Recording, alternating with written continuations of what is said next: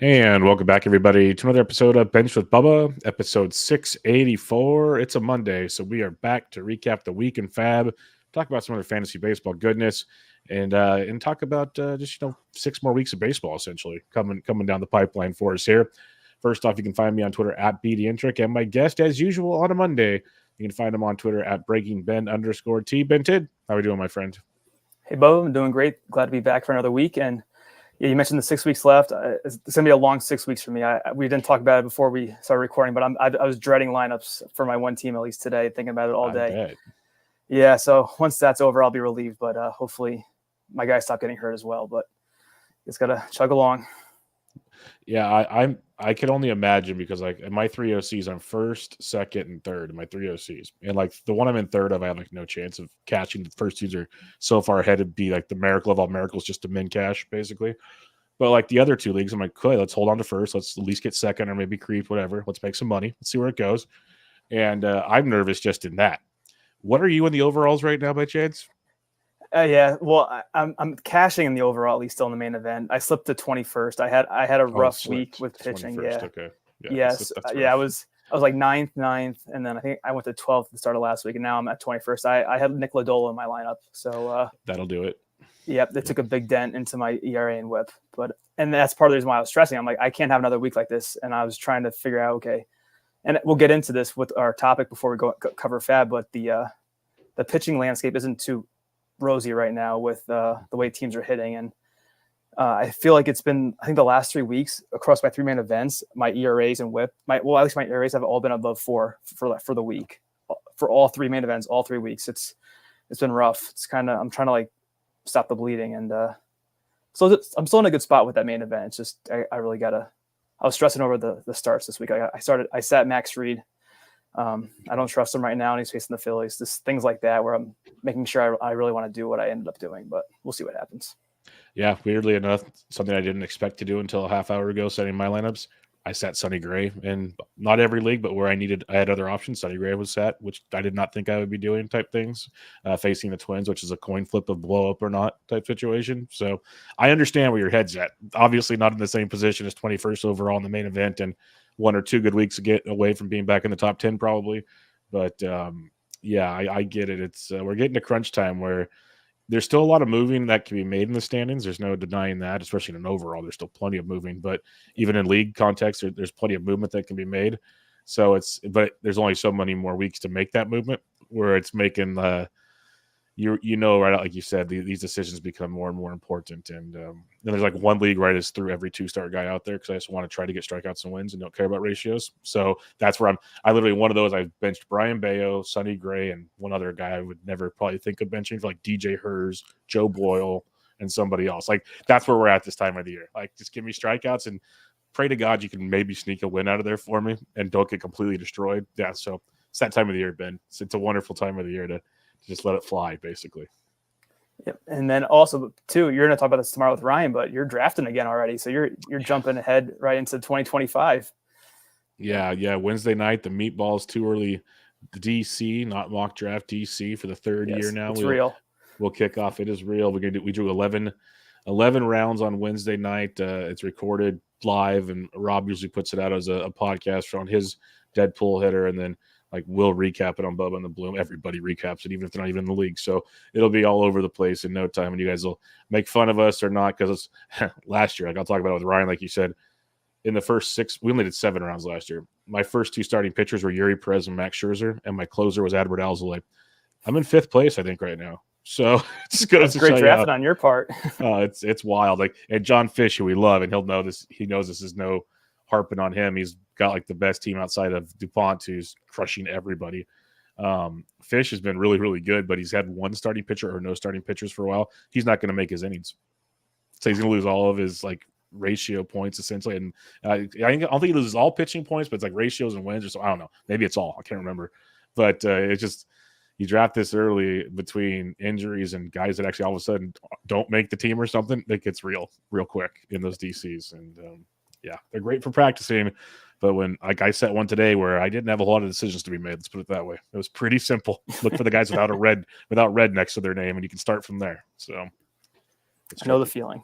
Yep. But yeah, that'll be a lot of fun. We'll talk about that plenty. Probably maybe even talk about it on this show. Who knows? There'll be plenty to talk about with that. But we're here to keep you going in 2024.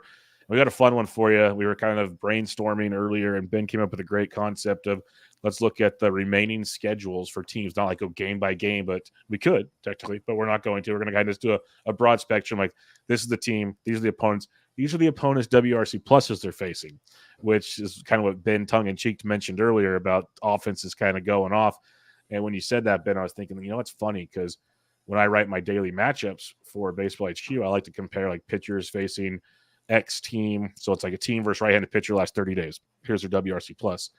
And watching baseball as much as we all do, we have good ideas how good or bad teams are. And so I'll think, oh, man, this team's horrible. But then they still have like a 107 WRC plus, and league average is like 100. Like our average is 100. League average might not be 100 right now. Average is usually 100. So when they're still slightly above average, and you're thinking, man, if they're slightly above average, like this is rough right now. It's kind of the point I'm trying to nail home here. So let's have some fun, Ben. Before we look at it, I mentioned a few things. Clarify if I missed anything. What are we looking at to help break down for the viewers, our listeners? Sure. Yeah. I'll try to make it as clear as possible. So we have a list of all 30 teams. And then in the next column over is the average of their opponents' WRC plus over the remaining 42 days of the season, including today, Monday.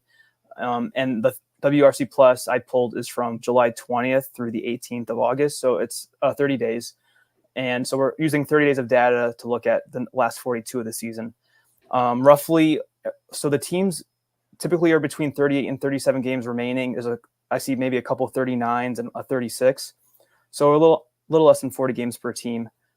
And then we have a little drop down here. And then, so this is from the pitcher's perspective. So say the Angels, well, they have the best opponent WRC plus. So if we talk about the Angels, we're talking about who their pitchers will be facing in terms of offenses. So it's not a hitting centered discussion. It's going to be pitching centered. And then we're looking at the opponents in terms of how they're hitting over the last 30 days. So hopefully that was clear, and we'll talk about it more as we go through each team and maybe talk about the rotation options for these teams, or even who they're playing, and we'll get an idea of maybe where we want to target our starting pitching ads in FAAB over the last 6 weeks, or I think it's 5 weeks now. 5 FAAB periods are left. Yeah, and I think that's one of the bigger take-homes here because we already know there's going to be a lot of pitching changes over the next few weeks. Like even the Tigers after Sunday night's game said Tariq Skubal is going to start being monitored. Like the exact words from AJ Hinch's mouth, this could be his last start of the season. Like that's the words that came out of his mouth. You got Crochet, we've already seen is basically a 4-inning and out guy is what we're seeing. That's why he's been dropped in a lot of places. There's going to be much more to that. If Ronaldo Lopez didn't hit the IL, he'd probably already be getting shut down. Like there's just a laundry with Austin Riley's injury. Ronaldo Lopez still might get shut down. Like at this point, so there's a lot of these pitchers that can change, but definitely something we can go off here, like you said. So let's go down the list here. And we'll start with the Los Angeles Angels of Anaheim. They have 38 games remaining this season. It's just a little over a month of baseball, but fun schedule. You got the White Sox, Astros, Dodgers, Mariners, Rangers. So, of course, they're going to get a lot of the West Coast, but they get the White Sox twice, which is nice. You got Houston twice. You got Texas twice. You got the Red Hot Royals once. So, when you're looking at the Angels, like Reed Detmers is a popular name coming up pretty soon. Even though he hasn't been great in the minors, he's been okay, and people just have that optimism from the past. The Angels don't scream like this is a team I'm looking forward to using, basically. No, they really aren't. It's just, I guess, unfortunate luck that they have the best schedule based on how their opponents have done over the last 30 days looking forward. But so the one name that came to my mind, because I have invested in him in FAAB, is Carson Fulmer. And even though he got crushed in his last start last week, he has a 2-start this week. I'm not exactly sure how this shakes out because the teams you listed out aren't in order. Kansas City at Toronto this week. Yeah, so because of the Kansas City start, I sat Fulmer. I didn't want to mess with that because he's more of a strict matchup play for me. But I remember looking at his schedule on RotoWire past this 2-start week, and I think he may get the White Sox next. And like you mentioned, the Angels faced the White Sox twice. So I said, okay, well, if I don't have to cut him, I'm just going to hold on to him and hopefully be able to start him for that White Sox matchup. And then, unfortunately, also Jose Soriano went in the IL, which stinks because he was their best pitcher. But I mean, I guess if you have Tyler Anderson, this is a good sign for you because he is still pitching like 2022. Tyler Anderson, and which is a very good pitcher. But like after that, they have Jack Kachanowicz. I don't know how to pronounce his name. Canning's still there.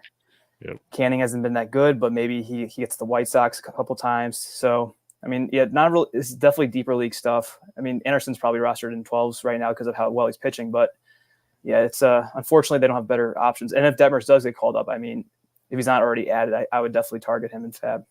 Like for sure. And I'm using your handy dandy schedule grid sheet now that I see a purpose for it now, because it's very simple once I figured out what a filter is. Detroit and Seattle next week could lead to a streaming option. That's for sure.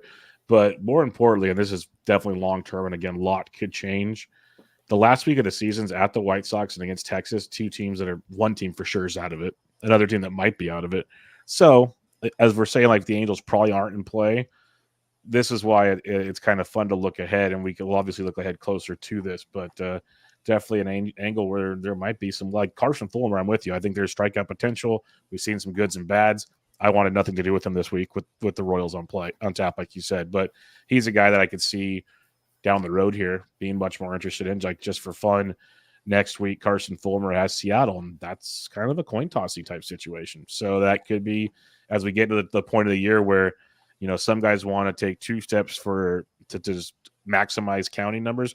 Other guys want just one good start. So Fulmer might outweigh some 2 steps next week, potentially. Stuff like that. Something to think about going forward. Oakland Athletics. This is a fun one because the team's kind of quieted down offensively, but I'm still pretty optimistic on what they got going there. We're talking pitching. And honestly, outside of facing the Yankees, maybe Houston, if you want to give them some love, not a hard schedule here. They got Detroit. Milwaukee's been a much better of late, though. I'll give them that much. Like Tampa, Texas, Cubs, more White Sox. They go to Great American, which is a little tricky, but overall not a very, very tough schedule. So what's your thoughts on the Oakland Athletics? I think they might have a better schedule than the Angels, and I think it's just because of that Yankee matchup. The Yankees have a 134 WRC plus over the last 30 days, and other than that, the next highest is 110 with the Astros. But there's a lot of matchups here under 100, so I've definitely tried to get the A's on my team if you can afford it. But then looking at who there is, you mentioned him earlier, I think, and that's Joe Boyle, or maybe that was before we started recording. He has a 2-step this week, but he still scares me with the walks. But maybe in a really good matchup, I would maybe try to play him.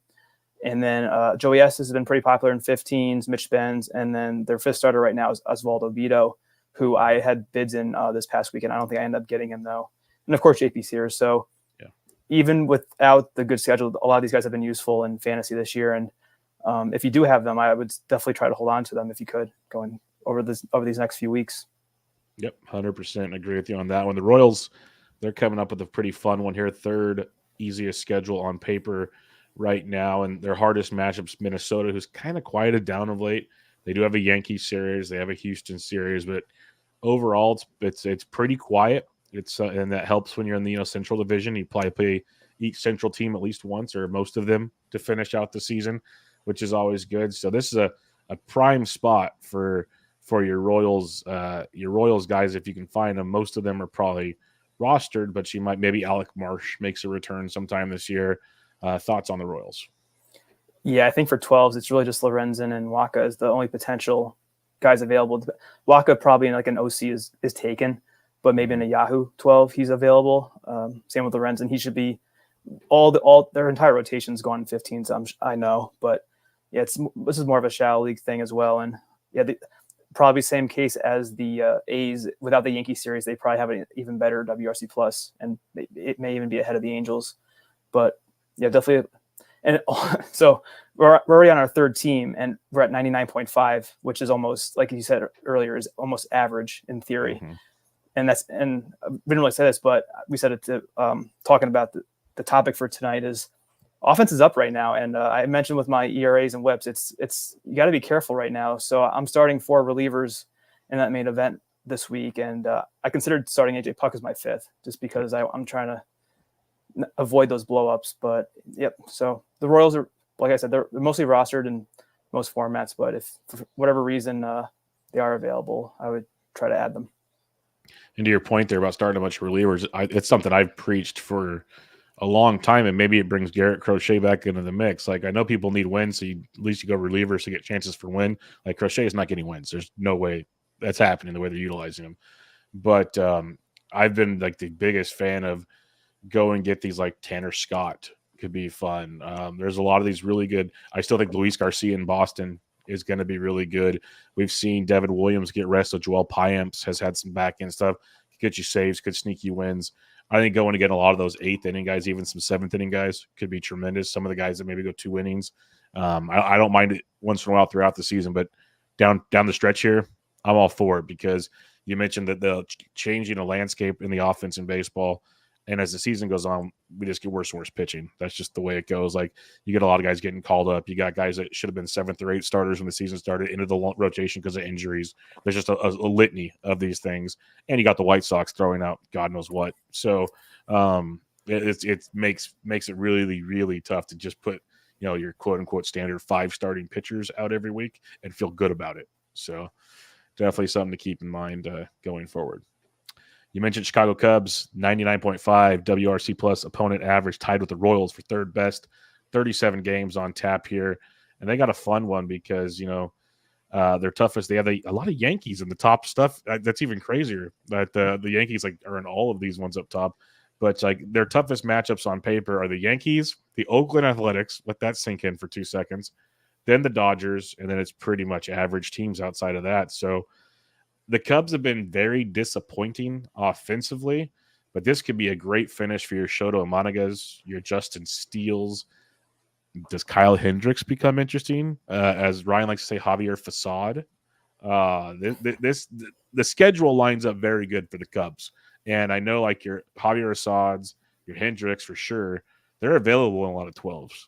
So this is something to kind of keep in mind. And Tyon, like in your Yahoo, is definitely available. He's been very good. So this is a rotation to potentially target and have availability on the wire. Yeah, so Assad was available in one of my main events. I tried betting on him. I didn't get him. And he has a Detroit-Miami 2-step this week. So they go Detroit-Miami. Next week they get Pittsburgh, Washington, then Pittsburgh again. So the next 5 series are just phenomenal if you have Cubs pitchers. And I probably should have been more aggressive for Kyle Hendricks. I did try to add him, which is amazing that I'm saying this. I wrote up Hendricks too in my weekly article on Sports Ethos as a streamer.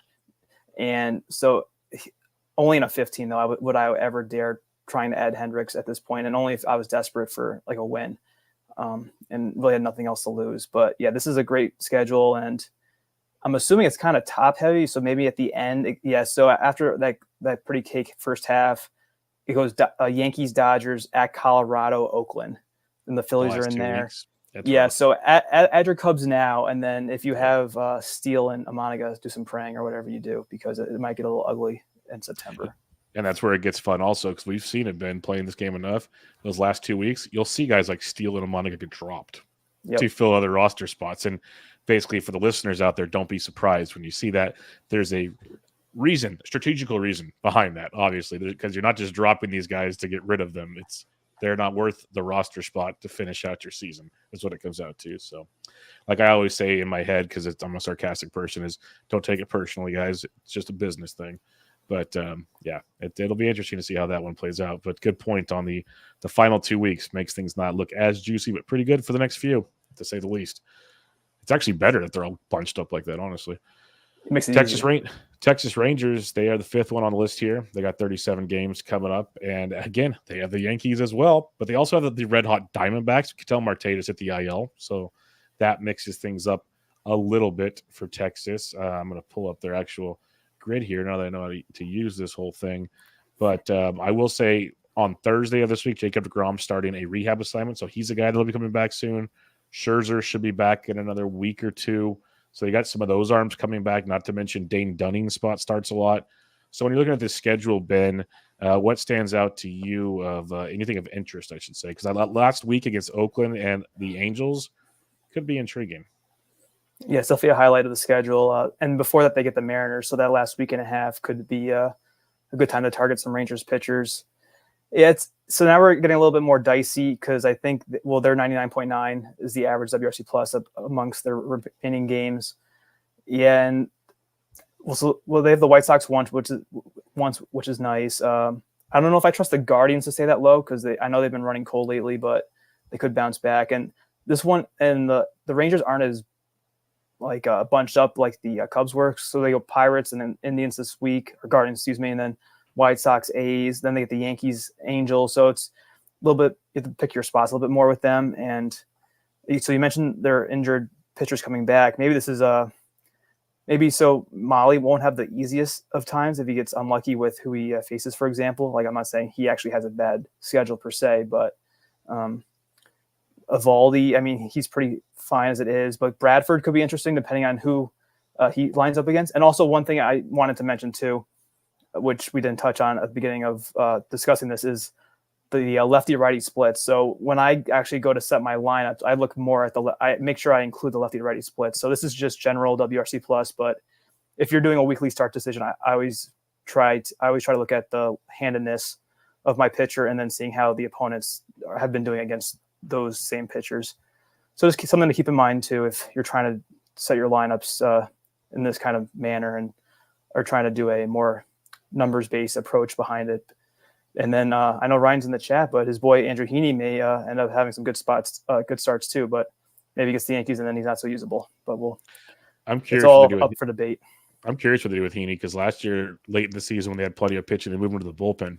He pitched well to the bullpen, but he moved to the bullpen. Mm-hmm. So curious, like when Scherzer gets back, when DeGrom gets back, if they get back. There's a lot of questions there, but it's a nice problem to have that crowded situation. A good point on the righty lefties.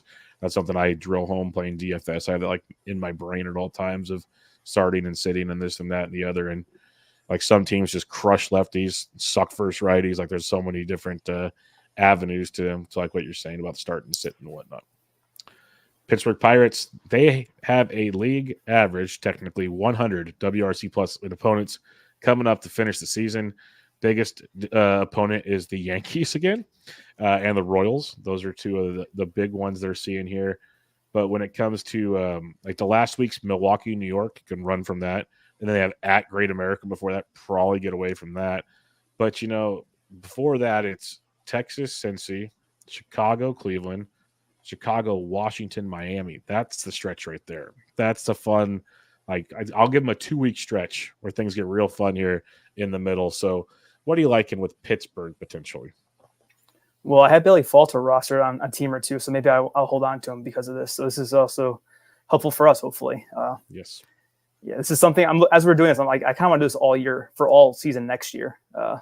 It's an available tool, and I'll have to try to utilize it. But for listeners, Luis Ortiz is probably back in play. He had a 2-start this week. I rolled him out in my DC. He gets the Rangers and the Reds. At least the Reds are on the road.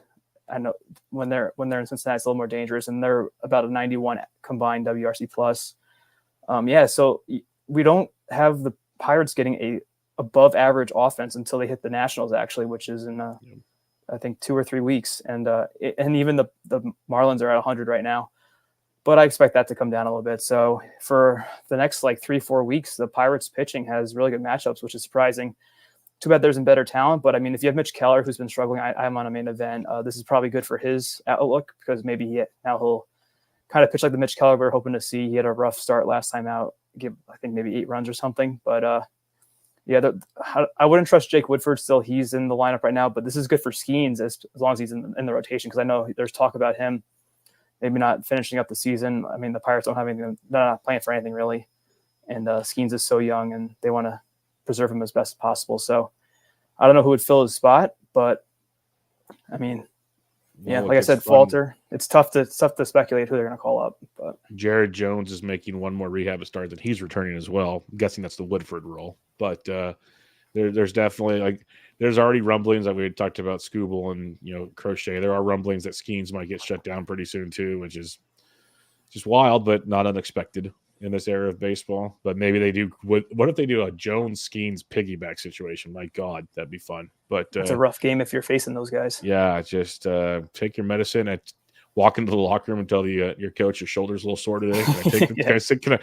It's late, coach. I got a lot of bumps and bruises, been a long season. Is there any way I can just take this one off?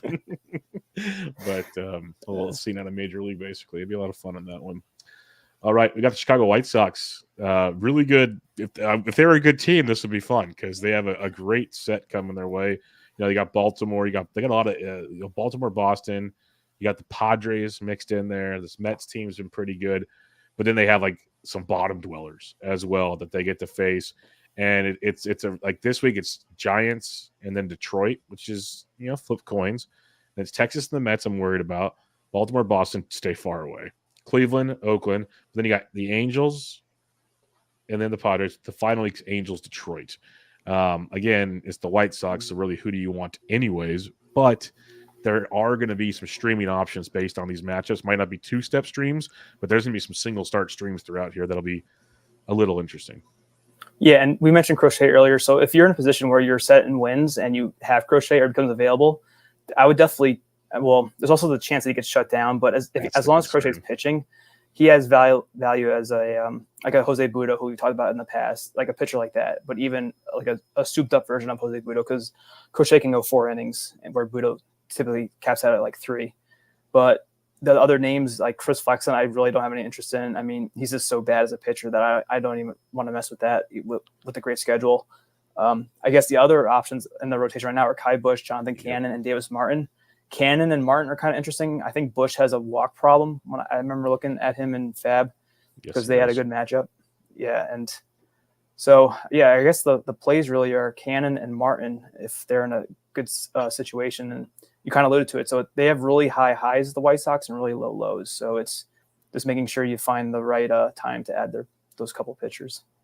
But yeah, like even next week with Crochet, before he maybe gets quote unquote shut down or whatever. Like you said, if you don't need wins, on paper, Crochet gets Texas and the Mets. And when you have an ace, you usually don't worry about who they're facing. If he's going to give me 8 innings next week, hopefully at least a K an inning and not get destroyed. Now, before this last outing, he was getting destroyed, so pick your poison there. But it could be one of those weeks where he gets you good, like 8 innings of good ratios with 10 Ks, just no wins, and that's not, Ryan, if he's in the chat, ban the win. We've seen a lot of 7-8 inning starts with 10 Ks is not to get a win already. So, like, how does that hurt you with a guy like Kerry Crochet? So, just something to think about when you're looking into FAAB coming up this week. That could be something that kind of skews the list a little bit.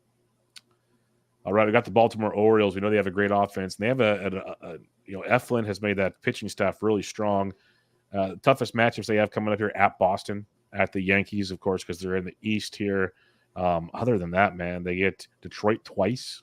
They get the White Sox, and then they get some kind of middling teams, the Rockies as well, in Coors, which it's not the same situation it once was. So when you're looking at this one, Ben, how do you break down this Baltimore list? Because on paper, the matchups aren't too tricky. It's just, I guess it's where the cookie crumbles on the matchups, but as a whole, not a tough schedule. Yeah, it's just the tough ones are the Astros. I'm not worried about the Giants. Sorry to say that. No, don't blame me one bit. I'm almost the most narcissistic one out there, so fully support that comment. Yeah, in Fenway is a tough one. I would try to avoid that if possible. The Dodgers. So like the Twins and the Mets and the Astros are intriguing because they're all about 110 right now. I could see the Mets the Mets are very streaky, and then also with the Twins as well. Like we would say, the Twins have the line change, but Kramer was available in one of my main events. Dean Kramer, he's someone you really got to be careful with because we're starting to get into a little bit higher WRC pluses overall. And then Albert Suarez scares me still. So the problem is, I added Albert Suarez. I think I had 3 teams last week. I haven't played him yet, and I'm sitting him mostly for the Astros start, which is this upcoming weekend. And so like his underlying numbers are great, Suarez's, but it's just that he had the walk problems in the past. And then now we're seeing how the schedule has its soft spots, but it's probably a little bit, it's like 50-50 really good offenses versus really bad ones. And I'm not going to drop Suarez because of this. I mean, when he's pitching well, he's great, but it's just, I haven't been able to start him yet. I mean, watch, he'll go off on my bench now after he's one of the guys I ended up sitting in that main event, but the Astros have been even hotter lately. I think I was looking at it earlier. Let me try to pull it up quickly. They're like at 130 over the last 2 weeks, WRC plus. They're scorching. It was like 137 exactly, actually, versus right-handed pitchers. And I'm like, I'm not starting Suarez versus that one. But yeah, he's probably the toughest one because Rogers is like a no. I'm only playing him in a DC. He already gave up a 2-run homer in the first inning on Monday night. So Rogers, no. Yeah, no. And Burns got blown up yesterday or 2 days ago. Yeah, that was surprising. Yeah, so the Orioles aren't in a good spot with the rotation right now. Eflin's, like you said, he's been the best one lately, and I know it also it always comes down to how this rotation actually lines up and who gets which matchups. But you're starting to get a little more rocky waters with as we go farther down the list. Yep. And we won't go through every team, but we'll go through that's the top 9 teams. We'll do a few more of the top teams, and we'll sneak to the bottom for potential places you might, like I kind of joked about the Cubs. You might see like a steal or something drop the last couple of weeks. These might be some teams to kind of be wary of, is what I'm going to try to say. I'm not going to say you have to drop for certain pitchers, but you might not use them very much. As Ben was saying, he's picked up Suarez a couple of weeks ago, hasn't used him yet. And you start to get to the point of the season, like, why did I spend money on him if I'm not going to use him? And then you drop him, and then he goes off, like you said. It never fails. It's a tradition like any other. But that's where we're at on this kind of deal. Cincinnati Reds are the 10th team with the quote-unquote best matchups to finish the season. And this shows you like how tricky things are now.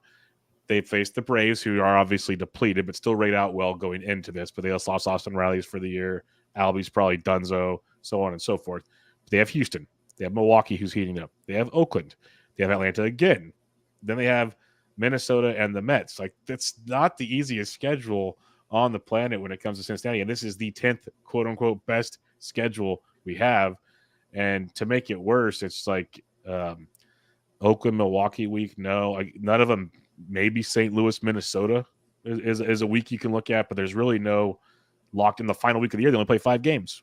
So it makes it even worse. So this is a real tricky one here with Cincinnati. Plus, you get the Great American Small Park factor. This is the 10th best one. Okay. So this is making me think about dropping Nick Lodolo. He's been that bad already. Yeah, it's going to be tough. Yeah, because he's pitching for against the Pirates on the weekend. Then he probably gets the Brewers, and then he gets the Astros or the Mets. Yeah, it's getting ugly now, and he gets Oakland next week, and then that lines him up for a 2-step, whatever that following week is. Let's see, after Oakland, so a 2-step, Houston and the Mets most likely. If it's not that 2-step, it would be Atlanta, Minnesota. The other thing though too is that I didn't pay attention enough to this. Started setting my lineups with Lodolo, but he's reverse Nestor Cortez. So Cortez is dominant at home. Lodolo's dominant on the road, and so I started him again this week, Lodolo, because he's on the road against the Pirates. So I'm like, if he can't beat the Pirates or at least be okay against them on the road, then that means I can't play him anymore until he figures it out. But it could be like a Suarez situation where maybe I have to drop Lodolo instead. I don't know. But yeah, looking at this now, it makes me question having him even on a 15. And I remember I picked Lodolo as one of my bold predictions when we did that earlier in the year as being a top 20 starter. And he started out pretty well. It's just that once he got those injuries, it kind of all fell apart. But after their rotation is rough, though, the Reds, they have Abbott, Julian Aguilar replaced. He just got called up to replace Sonny Green, yeah. Yep, and then Carson Spears has been kind of came out of nowhere. I think he had a couple of rough starts. So and then Nick Martinez has had a great 2-start week, but we kind of know who he is. And after Lodolo and Abbott's been okay, but that's a rough rotation. So I don't know if I'd be targeting Reds pitchers right now. Yeah, and that's, again, folks, I'm not going to repeat myself here. The 10th best on paper schedule remaining is that. So we're going to flip it over to the bottom now, to the worst remaining schedule potentially. And we'll start with my San Francisco Giants, who ranked 30th on this list.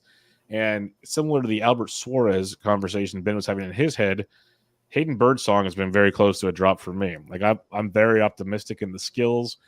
But after that, 2-week break without throwing, because the Giants make zero sense to me. Even if he's in the minors, pitch. Like, what are we doing here? Since then, he has not been the same since he's come back up. I'm holding out hope he can find rhythm and put together a couple of good starts. But he's just sitting on my bench. And now looking at this, Ben, this does not give a ringing endorsement here. The D-backs, again, red hot. Miami heating up. Milwaukee's on fire. Padres. Arizona again. Baltimore, Royals, good Lord. Padres again, Milwaukee again. That's murderer's row. Snell's the only guy I probably trust in that whole rotation right now. And I guarantee you one of those starts does not go well for Blake Snell. So That's going to be a tough way to finish it. When you've been trusting Snell for the second half of the year, and you're like 2 weeks out, and he goes into that matchup and just gets throttled, that's going to hurt a lot. That's all I'm going to say. And I have Snell, and I will be throttled, but it's going to suck. Yeah, it'll happen. I was thinking about how it'd be interesting to see how Snell finishes out the year because he's been on fire lately. And this is, like we said, the toughest projected matchup or schedule remaining. And the only really good team is they have one series versus the White Sox, and that's it. And then the Cardinals are 99.2. That's these 3 games. Yeah. So it's going to be rough, Bubba, here on out, it looks like. But also, too, like if you have Logan Webb like I do on a couple of DCs, you have to start him. He's got to hope that he can pitch like the ace you were hoping he would be. And he's had his moments, Webb, of being hot and cold. But for him, I think unless you're in a really shallow league, then you're probably going to start him. But yeah, like Robbie Ray might not be worth the FAAB. Harrison is kind of slowing down. And I do have Birdsong still, so I might have to look to drop him after this week because I did play him against the Mariners. But yeah, it's going to be at least the way things look now, it'll be rough for the Giants to close out the year. Yeah, that for the pitching staff of the San Francisco Giants, Alex Cobb might be glad he got traded and put on the IL in Cleveland right about now. So I think he's probably happy about that one. We'll see. I know Tristan Beck is rehabbing. Maybe he gets a spot start here. Not saying pick him up. I'm just saying it might stretch things out for these guys not to all get torched so often. But that is a tough setup of teams that a lot of them are going to the playoffs or fighting for a playoff spot. Yeah, that's going to be a fun September. I can't wait. Second worst schedule, the New York Mets, which is kind of ironic, Ben, because they were like on every best schedule as like the best team that guys were facing. They had like a 120 off the top of my head, WRC plus or something. But they got Baltimore, they have Boston, Arizona. The White Sox are their easiest matchup again. Milwaukee, Philly, San Diego, Toronto's kind of heating up.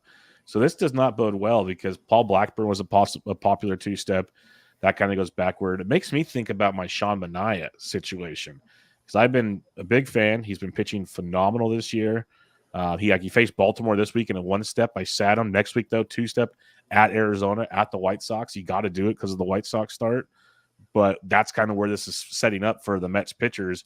There's going to be a lot of maybe one good one and then a really rough one coming your direction. Yeah, they get the Phillies. So Phillies and Braves 3 out of 4 weeks, and that to end the year, plus the Brewers after that. So 4 out of 5, it's Phillies, Braves, and Brewers. But with the Braves though, like they lost Riley, so it could be a little bit easier matchup. But still, you never know with Ozuna still in the lineup and Olsen, and now Harris is back, and yeah, they have a very similar setup to the Giants. The only difference really is that instead of having a 99 point whatever it was in the Cardinals, they have the 90.3 Reds, the Mets. But yeah, their rotation is full of middling pitchers. I mean, Severino's through a gem, but his underlying K and walk rates don't really align with how well he's been pitching, I think. And you point out Manaea. Blackburn was a big FAAB ad, but maybe now he isn't really worth it.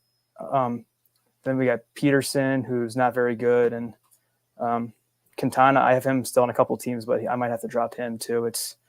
But I mean, also some of these teams could be better against righties versus lefties. Big time, yes. So just also keep that in mind too before you go to drop someone. Like I said before, it's overall the outlook isn't too positive, but you may find that one of these teams struggles versus lefties, or maybe even a righty. But if they're on this list and they face righties more often, it's probably going to be the lefty side where you're going to find some chinks in the armor, so to speak. 100% agree on that one.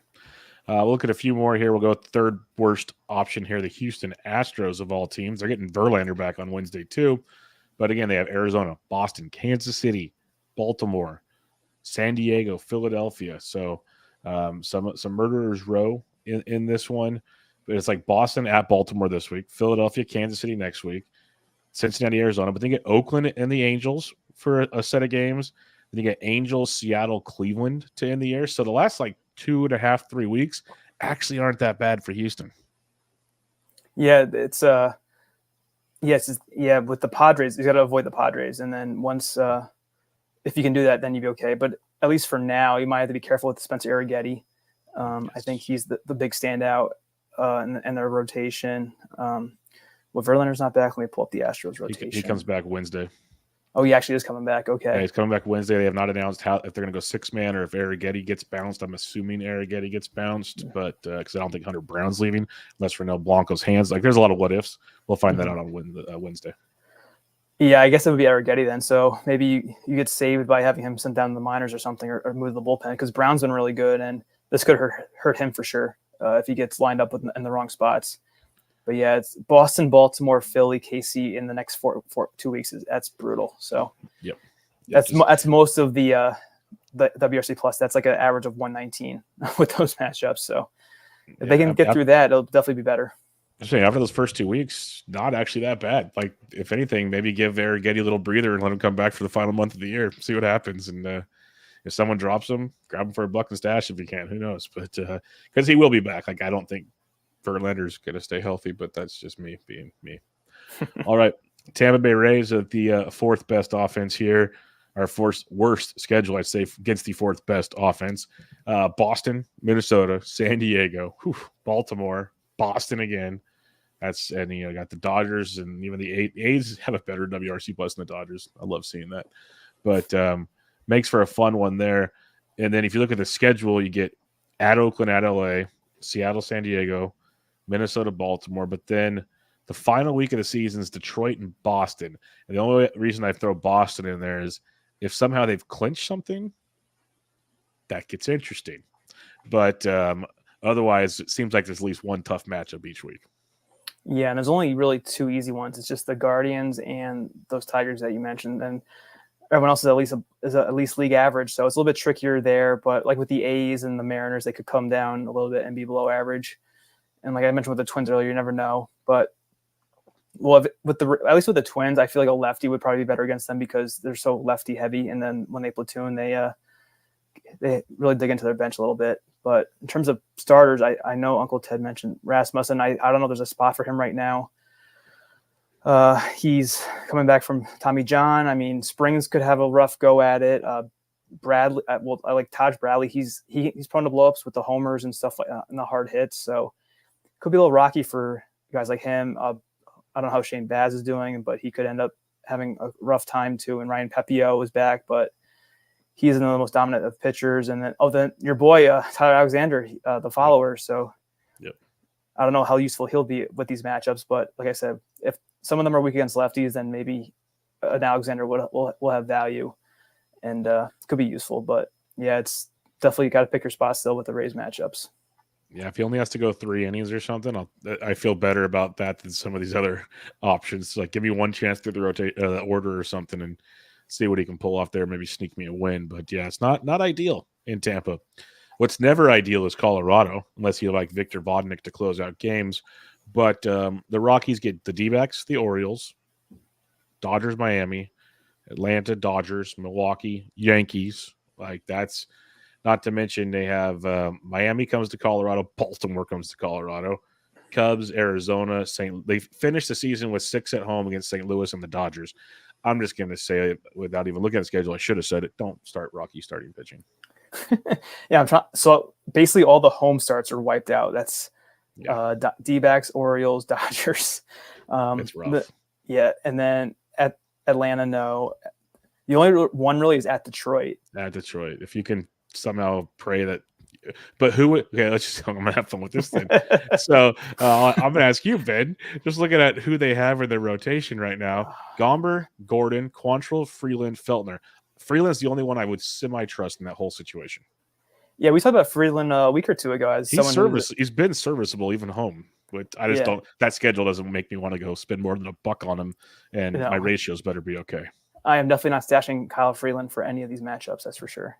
Maybe the Nationals. I don't know. Like, they're slightly above average, but they're usually a streaming target. Yeah. So if if Ryan has Ryan Feltner, you can probably drop him finally. I'm just kidding. But he's not even pitching right now. Well, he got hurt actually, so can't even use that joke. Yeah. So just skip over the Rockies like usual.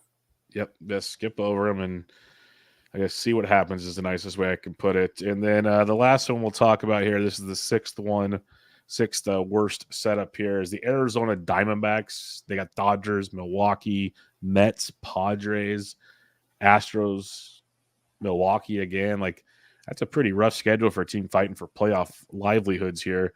And I don't see any weeks that really – they at Colorado might be their best setup. Final week of the year, San Francisco, San Diego, if you trust the San Diego matchups. But as a whole, things don't look real great there for Arizona. They don't. And if you have Jordan Montgomery, it may be cause to drop him, unless you're me and you have him in DC and you can't drop him, unfortunately. But yeah, like the best matchup is the Marlins right now, these next 3 days. And then, yeah, it's rough. I mean, Gallen's been struggling. He is fighting injuries, it feels like, constantly. And they got Merrill Kelly back, but he got roughed up in his first game. It kind of puts a damper on Brandon Pfaadt, who I have in my OLAC. At least he pitches tonight, and he had the 2-start week, which I started him for, even though he's at Boston on the weekend. But yeah, it's tough. Like Erod, I mean, I don't know if you can trust Erod coming back after not pitching all year. So they're finally healthy at the rotation in Arizona, but now they get this pretty rough schedule to try to prove, okay, how are you guys doing now? Are you healthy? And that's rough. Pretty rough. And I lied. We'll do one here because Boston's sitting right here, and Boston has an interesting rotation situation. So I want to bring this up for just a second. Because the Boston Red Sox, they face Arizona, Baltimore, Minnesota, Houston, Mets, Yankees. You can even throw the Jays in there. They face every team in the AL East, so that'll spark up some fun right out the gate. But you look at like Houston, Arizona, and it's Toronto, Detroit. Okay, that might be one of their better weeks. Mets and the White Sox, that's not bad. And then it's Baltimore, the Yankees, Rays, Twins, Jays, Rays. So why I asked this is you have Brian Bayo, who's basically been a quality start guy, 6-3, 6 innings, 3 earned, kind of what he's been doing. You have Tanner Houck getting blown up. You have Cutter Crawford, who's like 3/4 of the time feels like he's getting blown up these days. This rotation's getting just demolished. James Paxton's on the AL probably for the betterment of everybody involved. I'm trying to look real quick. So it's how Pavetta's been shaky. They got Cooper Criswell in the rotation. So that's why I ask you, who do we trust in Boston with a schedule like this? I mean, they all really have homer problems except for Bayo. So, and Bayo's, like you said, he's been the best of late. But so looking at where they are, so they get the D-backs at home, they get the Orioles at home. So those are pretty bad matchups right there. And then, I mean, well, at least so but the Twins are tricky because they have good hitters, but they're lefty. I feel like their versus righty lineup is worse, or I guess is better for them. But in Fenway though, you have the deep right field, so I don't know how much that'll matter. I don't know. That one's tricky. It's really just the White Sox matchup, and then the Tigers are the easiest ones, and then you get the Rays twice, and they're kind of a streaming target right now, but they have some hot hitters, and they're about league average. It's yeah, I actually we'll talk about it in FAAB when we go over our ads, but I actually FAAB Cutter in the main event. He was dropped just in case something changed. But now that I'm looking at the schedule, I don't know how often I would play him anyway. We should have done this last week. But yeah, it's especially at the home park, like the run scoring environment at Fenway is so great that you really got to target those road matchups. And maybe like the Astros are on fire right now. The Mets could be a good opponent. And then they go to Yankee Stadium, so that's kind of out of the question too. It's tough. Maybe the Blue Jays matchup, but that's about it. It's definitely tough for the Red Sox going forward. Yep, most definitely. So that's why I just wanted to bring that one up because, I would understand seeing Cutter Crawford. Okay, I'm going to add him because maybe I don't start him every game, but he's got a ceiling, but he's also shown his floor. So it's a tough rotation to. Like I said, I sat Bayo in a couple leagues this week where I had. I wanted saves or something else, or I just said, I need a 2-star guy. That's like DJ Hers, Joe Boyle. Just let's go. Cross your fingers. Don't watch the game and see what happens. Yeah, it's getting interesting. And if you do a full year next year on this thing, it'll be real interesting to see. Maybe like the first episode of every month was kind of do a quick run through of just a month schedule and see like what's worth looking at, because it is interesting to see how the cookie crumbles on this one, and it's to see where it goes. All right, let's recap some FAAB from week 22 here. It was another fun week as the people are focusing more and more on fantasy football. It's becoming clearer and clearer as we do things each week. Certain leagues, next to nothing. It's getting even more fun than it was before. Ben, But we're going to start in OCs as we do, 12-team leagues for those that somehow are new at this point of the year. Congratulations. Thanks for joining us. But Zebby Matthews, the most added player this past week, been 184 leagues, as high as 110, as low as $1. Dude threw 5 innings, 2 runs, no walks, 5 Ks in his debut. Zebby Matthews started the season in single A, high A, went single A, double A, triple A, 114 Ks in 97 innings with 7 total walks. So that the command was very much on display in the minors and in his debut.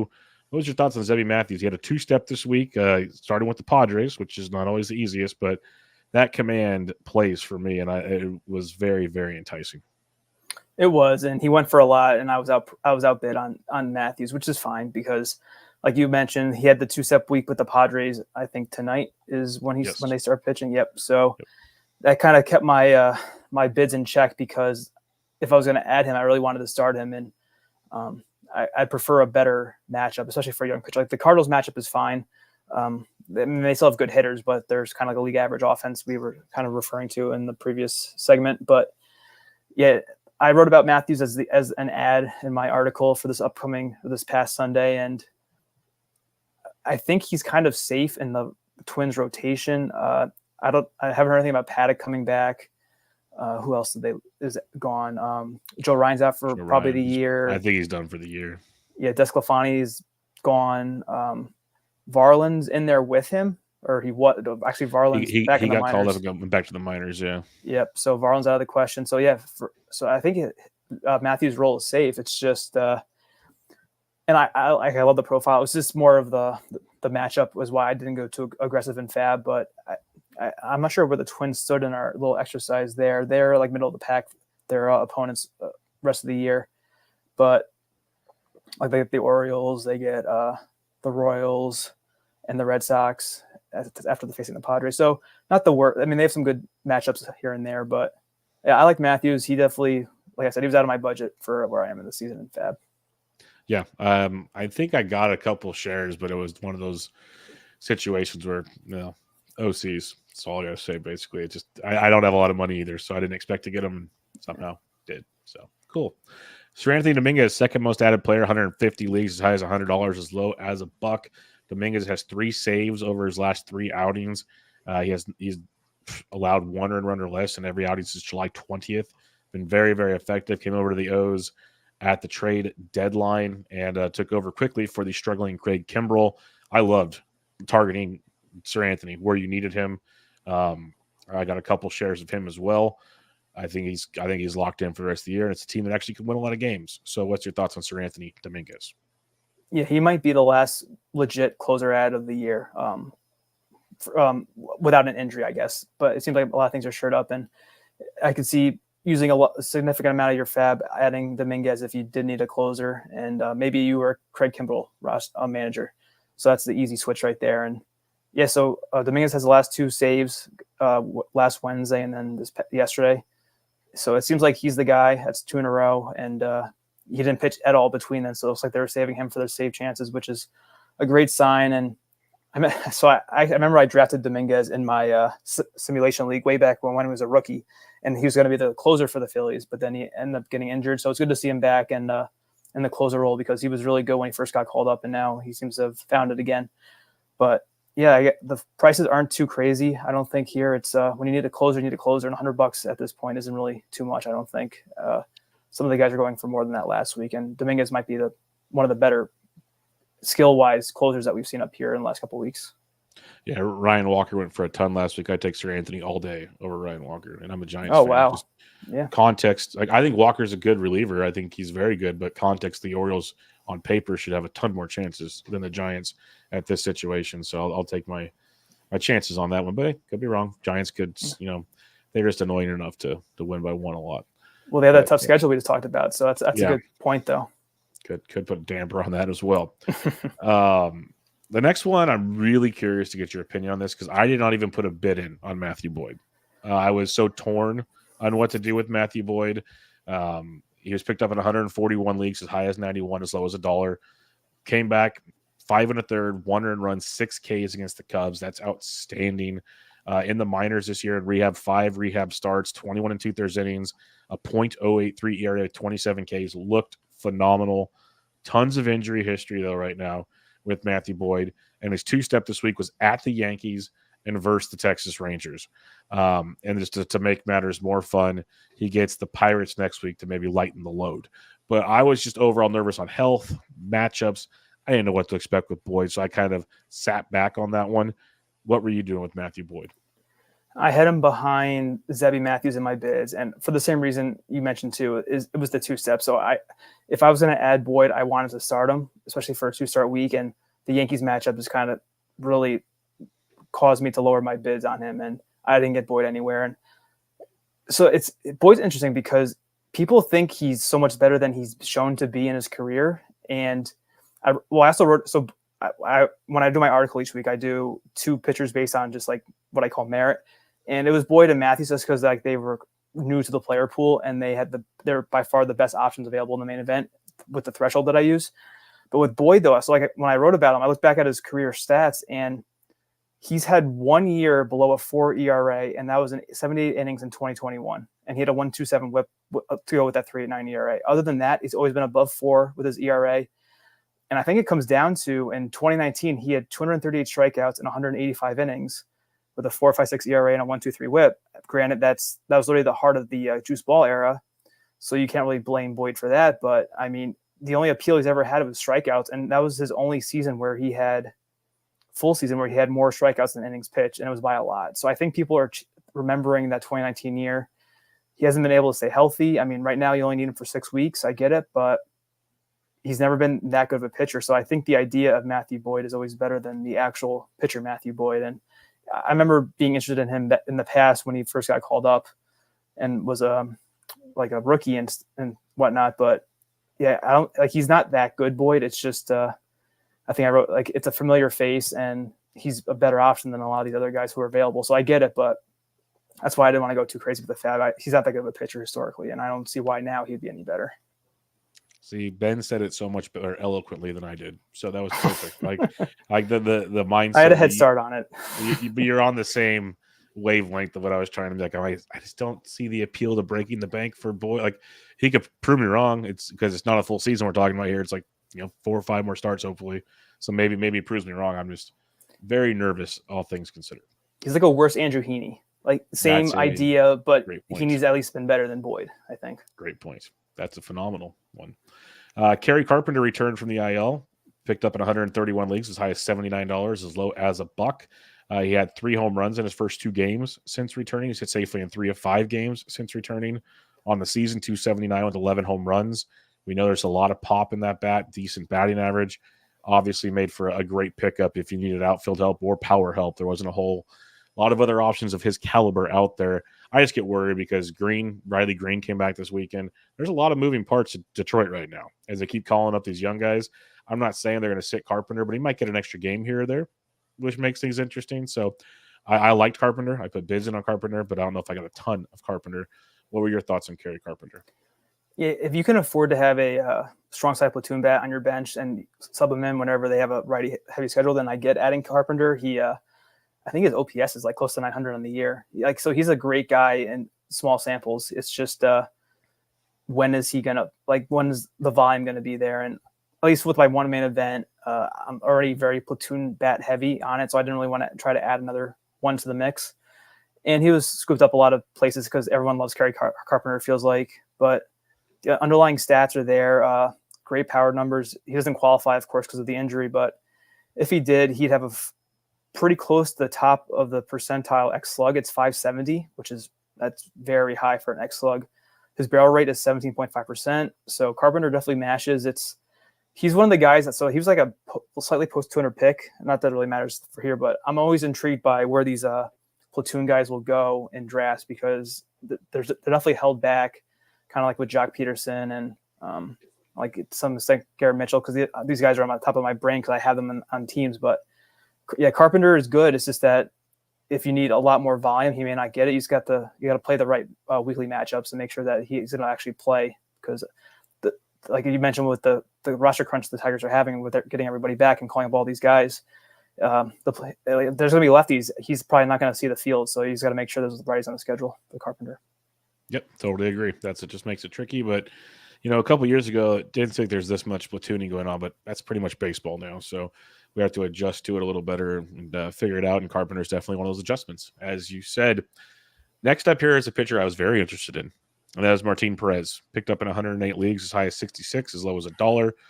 Perez came over to San Diego at the trade deadline, made 3 starts so far, 18 in the third innings, 4 earned runs, 21 strikeouts, and that's supported by a 2.96 SIERA. So they're not saying he's like massively overachieving. He's been very good. He's made a pitch mix change, which has helped a ton. So that's something else I'll keep in mind.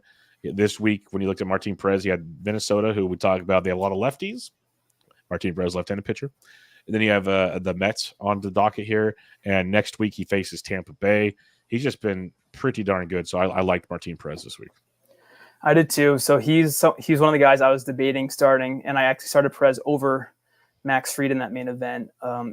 It was tough. So with Perez, I have his last 2 weeks pulled up, his underlying numbers and the sheet that I have open. And so some red flags for me is that he has a 172 BABIP against over the last 2 weeks and 100 left on base percentage. But so he's definitely gotten lucky. And when you look at his opponents, Perez has not had the hardest schedule since he got traded. He faced the Rockies at home, then the Marlins, and then the Pirates. So it's great that he dominated. But I know people have been saying that Perez, I think he made a adjustment to his arsenal. Like with, I forget what the actual change was, but that's promising to hear when you see the results. So you have to. It's tricky though, because you wonder, okay, how much is the pitch mix change versus the opponents? I'm sure it's some degree of both. And then I saw the underlying numbers with the BABIP and left on base, but his SIERA so you said 296 over my period, 326. So no matter how you slice it, he's been really good. The one thing that's really good though too, that's kind of rare for Perez, is 13.1% swing strike rate over the last 2 weeks, which is really good, and only a 6% walk rate. So in his career, Perez has had trouble with walking batters, and his ball percentage over that time is only 36%, so which is about average. So he's at least throwing strikes, and it's helping him to have the success that he's had. It was just tricky with the matchups this week, and I thought like the way he's been pitching, and they're slightly above average, the Twins and the Mets versus lefties over the last couple of weeks. So I kind of roll with it. Hopefully it doesn't come back to bite me, but we'll see. At least they're both at home. So I get why he was added in the OCs. Like, people saw how well he's been pitching and the 2 starts. So it makes sense. It's just it wasn't like a set it and forget it 2-start week. I definitely had to do some thinking about it. Yeah, that's fair. Very, very fair. The matchups have been kind, as you mentioned. Yeah. So definitely something there. Bowden Francis, this is a fun one. Picked up in 98 leagues, as high as 46, as low as $1. Spring training, everyone's yelling, hey, this is the 5th starter. Pick him up in DCs. Pick him up in the end of your drafts. And if you did that, you dropped him by now and probably picked him up again. But he's been very effective in his 3 starts since rejoining the rotation, I'll say, on August 7th. He's thrown 19 innings, 3 earned runs, 22 strikeouts, 1 walk, which I also want to mention. That's very impressive stuff about Bowden Francis. He gets the Angels this week, Boston next week, so maybe you sit him next week. But the Angels, another nice matchup. We were talking earlier in the show, some 2 starts compared to 1 start. This is a pretty good 1 start on paper if we believe in what Bowden Francis is doing now. And the other thing I'll mention from that handy-dandy sheet you made there, Toronto has one of like the middle of the pack schedules, middle of the pack, I should say, because it's I'm going to break it down game by game here to have even more fun to see if there's any good weeks coming up where Bowden Francis becomes viable. But it's like he gets Angels this week. Next week it's Boston, Minnesota. But then Philly, Atlanta could be interesting by then. Mets, St. Louis, Texas, Tampa, Boston, Miami. So it's going to be a start-by-start basis with Bowden Francis is what I'm trying to say.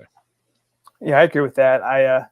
So I wrote about him last week in my article, and I never ended up getting him. Nailed it. Yeah, but I didn't practice what I preached, unfortunately. And but I don't know. Hopefully people added him, and they got that great 2-start week that he ended up having. It was 15 Ks over 14 innings, only 1 earned run, and only four base runners over 14 innings. So that's one of the best weeks you ever see, and he got 2 wins out of it. It was a 0.27 WHIP last week and a 0.6 ERA. You never see that. So he faced the same Angels last week in that 2-start week, and then the Cubs. And the Cubs were a little tricky, but the Angels, I mean, they were definitely a target, and that's why I had my eye on Francis. But kind of like with Perez, this is the big underlying numbers. So Francis over the last 2 weeks has a 122 BABIP, which explains such a low WHIP. So he's been a little lucky. Left on base was 96%, which is very high, very lucky as well. But he only walked 1.5% of batters. So he definitely earned a lot of the good fortune he had. It's just obviously you're not going to expect him to throw a shutout every game. But a lot of the underlying numbers back up the great performance. Like the swing strike rate was 13.6%. He had a dark green on my sheet ball percentage of 27%, which is extremely low. That's awesome. So wasn't fluky with the walk rate. Yep, and I think your take on just picking the right matchups is true. I wouldn't trust him yet, but and also too with the Jays, the run support may not be the best, but in a good matchup, I definitely start him. Yeah, I see. There's going to probably be out after the Angels this week. I think there's probably 2 or 3 other weeks I'll start him. Otherwise, he's going to be on the bench. But I don't feel like dropping him either. Now I'll see how the Angel starts go. That could change things, but yeah. A couple more here. Michael Kopech picked up in 96 leagues as high as 135, as low as $1. Kopech was traded to the Dodgers, and he has made 4, 6, 9 appearances with the Dodgers. He's picked up saves in the last 2 outings. He has not allowed a run over those 9 and third innings with 1 walk and 13 strikeouts.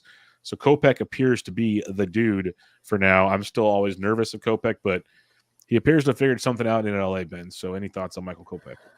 I wish the Dodgers would stop doing this because I don't know. You and me both. Yeah, I know you share that sentiment, but he's definitely the guy. I guess you agree with Dominguez over Kopech then in terms of. Yes, I still think Dominguez was pretty much one of my top options, but because the only reason if Kopech was guaranteed the job, I would say it, but I don't trust David Roberts to guarantee the job to anybody. That's what holds me back just a little bit. Yeah, well, they both have the last 2 save chances, I believe. Yep. So I guess they're on equal footing in that regard. But yeah, it was. I don't know. If I had added Kopech as a closer spec, I feel pretty happy about the chances because of how the usage has been. And I mean, they went out and got him, and he was the closer for the White Sox and had his issues. But the Dodgers are so smart that they can figure things out, and it seems like they've already done it with Kopech. So yeah, I think he's a good save source going from here on out. They should win a ton of games. Obviously, they're the Dodgers. So. Yep. Yeah, I think I was just jaded because I had him with the White Sox, dropped him, and I'm like, I'm not doing this again. He's a whip killer. And I'm like, I'm not doing it. And here we go. He's only 113 now on the season. He's that's how well he's pitched lately. It's been pretty darn good. I'm not going to really go over the rest of the guys because those are the main ads. Like IKF was picked up because he's been a utility guy playing pretty well. DJ Hurst 2 steps. Spencer Torkelson's back. I don't believe it. Joey Bart, we talked about plenty on this show. You should be adding him. Adrian Del Castillo's an awesome catcher who had a grand slam in his first at bat on Monday.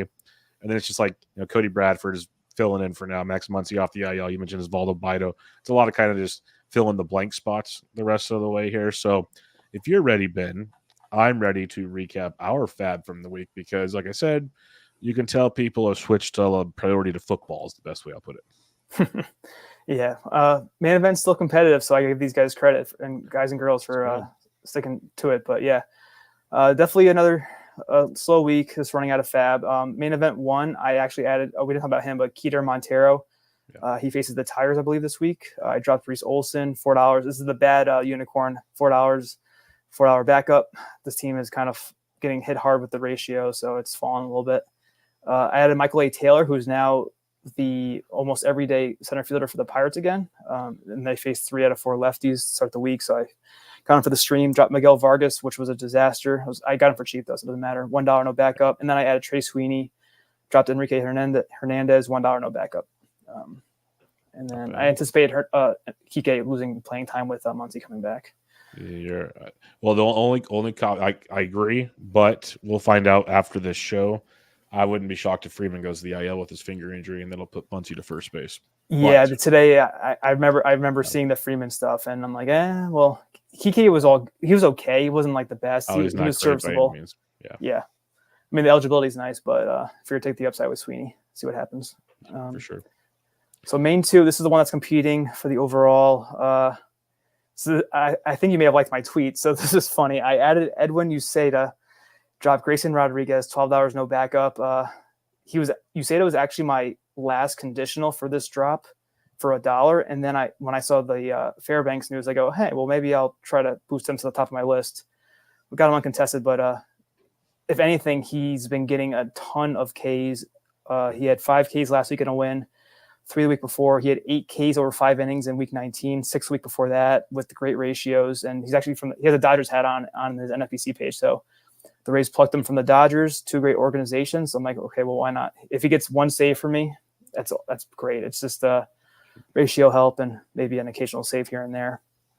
Then I added Nolan Gorman, dropped Jason Hayward, $6, $5 backup. So this team I dropped Grayson, and then I also dropped Jonah Heim. I finally pulled the plug. I added Kyle Higashioka, dropping Heim, $5 no backup.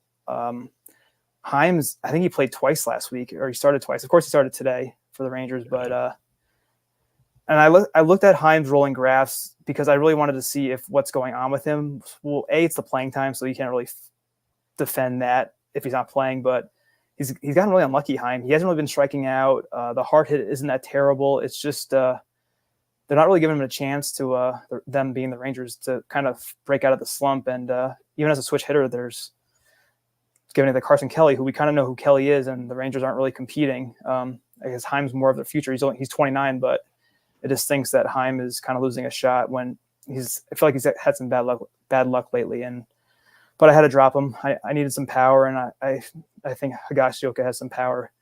So we'll see what happens there. Main event 3, this is where I added Cutter Crawford, dropped Aaron Bummer, $18, $14 backup.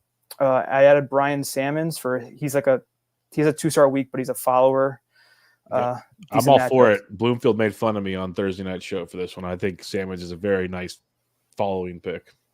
Well, I'm sure you know his first game of the year, he went 7 1/3 and decent whip. Only gave 5 runs. Everyone scored on him, but then he had 4 1/3, 4 Ks, 5 2/3, 4 Ks, only like 1 run both times. So he's been pretty good. It's just why not? This team isn't really competing, so I figured just take a chance. Dropped Mark Leiter, $4 no backup. Then I added Luke Raley, dropped Hayward, $4, $3 backup. I added Miguel Amaya. I dropped Jonah Heim again, $2 no backup. And then I added Joe Boyle, dropped Reese Olson, $1 no backup. Nice. And then my OLAC, so I added Bowden Francis here. I dropped Reese Olson, $18, $5 backup. Then I streamed Kiter Montero again, dropped Taiwan Walker, $16 no backup. I added Jake Myers, dropped Jason Hayward, $6 to 1. And that's it for my 15s. All righty, we'll go Bubba and the Bloom Listener League 1 here. A guy you mentioned we didn't talk Kiter Montero. We didn't talk Andres Chaparro, but I've been big on him. He's hit safely in 4 of 6 games. He's getting called up by the Nats. 3 doubles along the way, 12.5% walks, 8% K, power developed in the minors. So I picked him up 5, runner-up 2. Dropped Dylan Carlson because I have tons of outfielders. I'm already regretting that. I'll probably be putting bids in for Carlson next week, but I got guys healthy this week. That was the problem. So I had too many outfielders.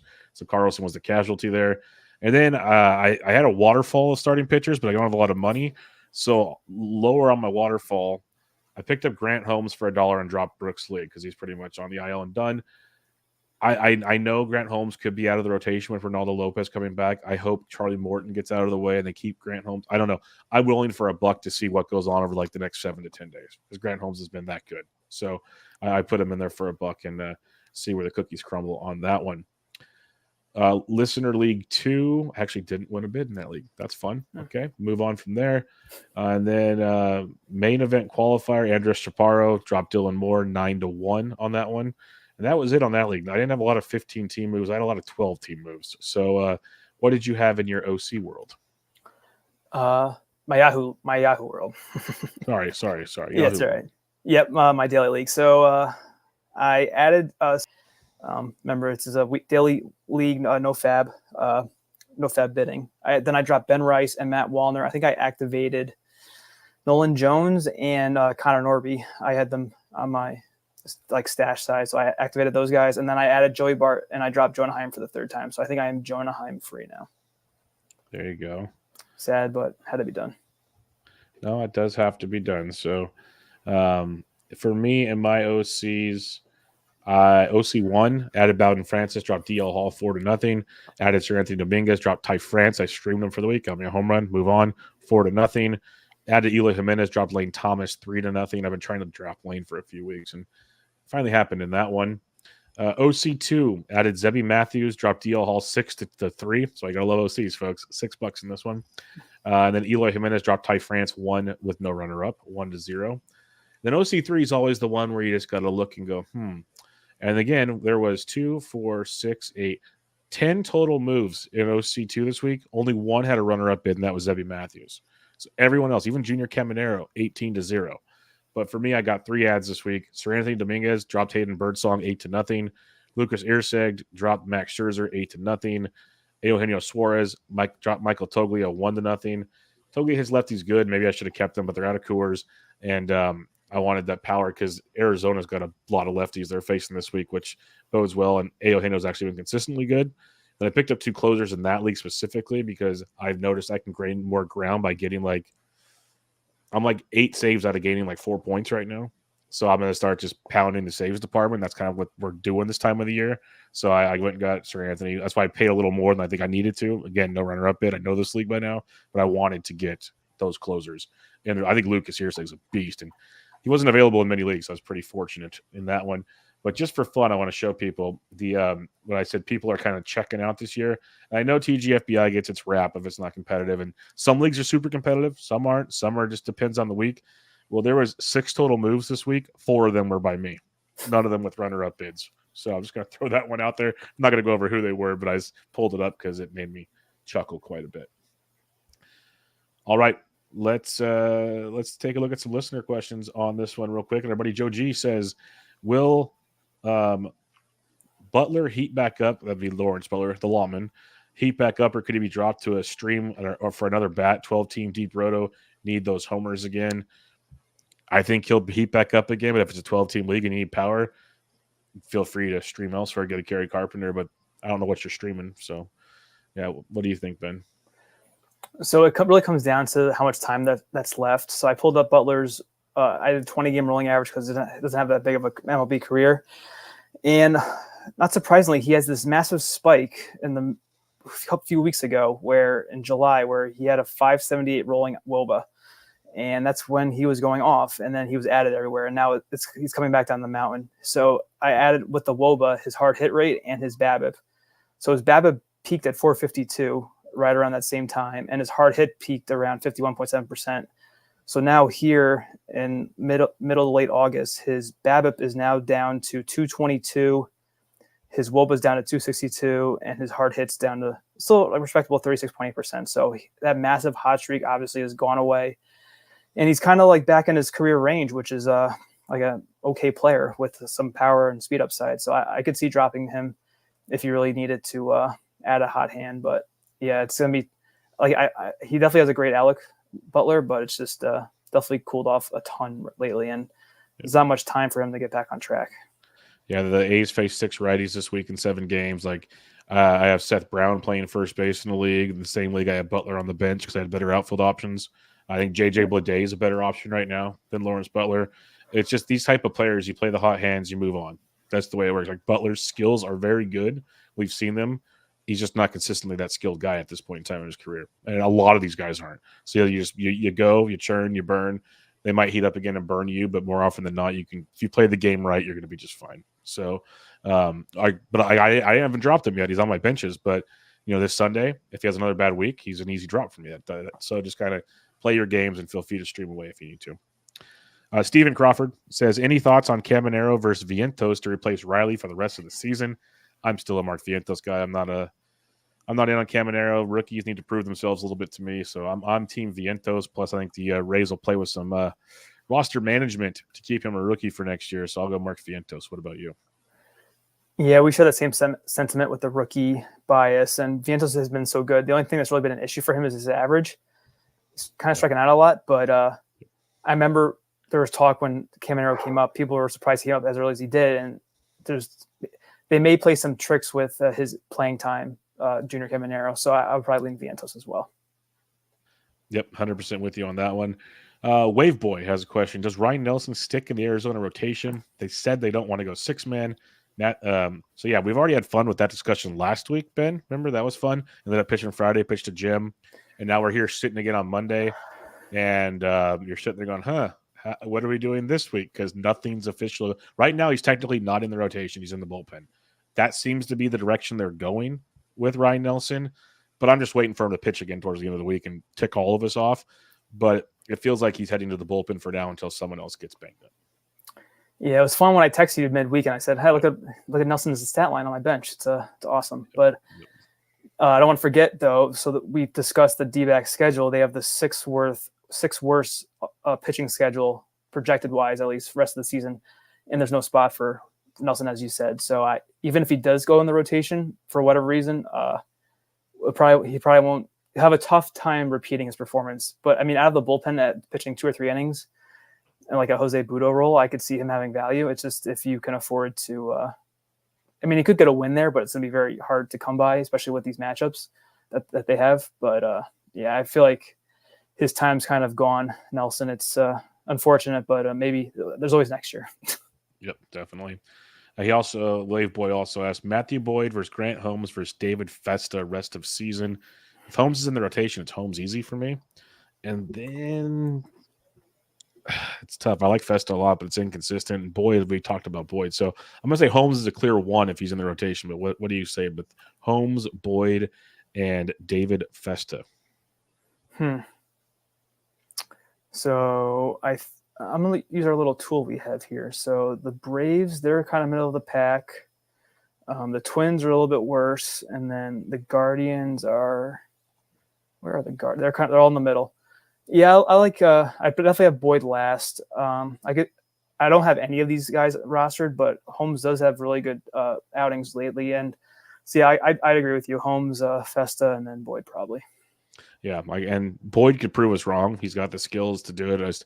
I haven't seen those skills displayed, consistency, and I don't need to repeat myself, but we expressed our thoughts with Boyd, and he might have a couple big starts. He also might have some big starts the other direction. So buyer beware on that one. That'll do it, Ben. That'll wrap us up on another episode of Benched with Bubba. Any final thoughts as we head into week 23? I guess it's week 22 of action technically because we just did FAAB, but I think if I'm doing it right.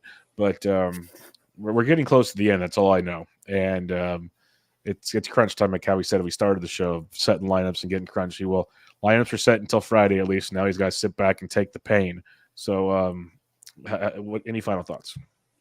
Yeah, so it's 6 more weeks, 5 more FAAB periods, and just be careful with those ratios. I think it was Todd Zola who tweeted it, and he was saying that it's so in all of his years playing fantasy baseball, especially rotisserie, he says that the ratios can move the most at this point in the year. But as I read that, I go, well, I've been targeting the other stats more.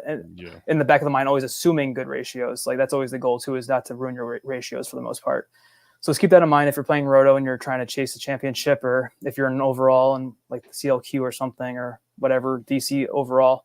Let's keep that in mind with ratios. It can, especially now with like we went over all the rough roads ahead that these teams have pitching wise. These offenses are heating up, and it's rough out there. So just be careful. And like I always say, thanks again for having me on. It's always fun. Look forward to the next time. Most definitely, man. Always a great time. Doing it at the same bat time, same bat channel next week. We'll have some more fun recapping another week of FAAB. And as the season goes on, I'm always thinking FAAB's going to start getting worse and worse, but there's little nuggets every week. So it's been fun, and filling in those holes to maximize potential as someone does when they're going to be fighting for the top 10 in an overall at some point later this season. So we'll keep rooting for Ben. Keep rooting for Ben on this one, and we'll get the updates week to week and see how it goes. But until next time, make sure you check out Ben on Twitter at BreakingBen_T. His work over there at sportsethos.com. I'm on Twitter at BDEndrick. And until next time, this was Benched with Bubba, episode 684. Catch y'all later.